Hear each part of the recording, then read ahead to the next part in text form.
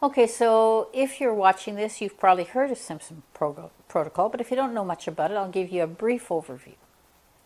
So there'll be more information below too, besides that. So starting about the brief overview, what are the benefits of doing Simpson protocol, or SP as it's called for short?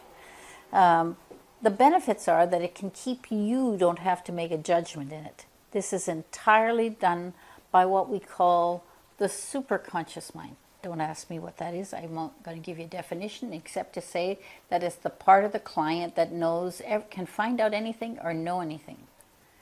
Yeah, some of you will say that's kind of weird, but it's because, don't forget, you are connected to everything. The mind is incredible. We've delved quite deep into where we can go with the mind, and we evolve it constantly. Every class we do, there's an evolution of what's happening. So we keep you updated. All those things are done. But the interesting thing about it is too that since you don't have to put your judgment into it, it's very clean.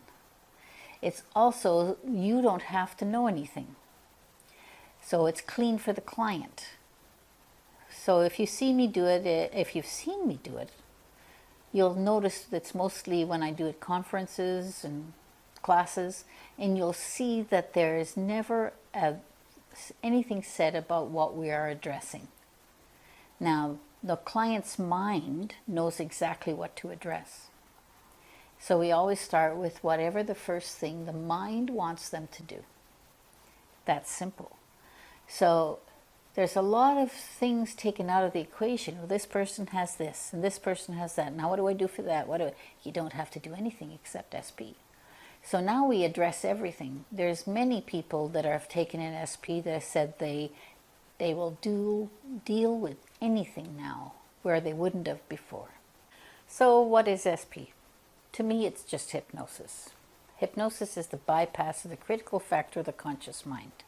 So maybe we enhance that a lot because we take a client to a place where they can just sit back and let their mind deal with it.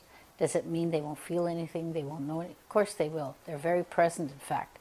They're probably more present than most types of hypnosis, especially if you're doing direct suggestion, because they tend to sort of float off after a while, which is fine.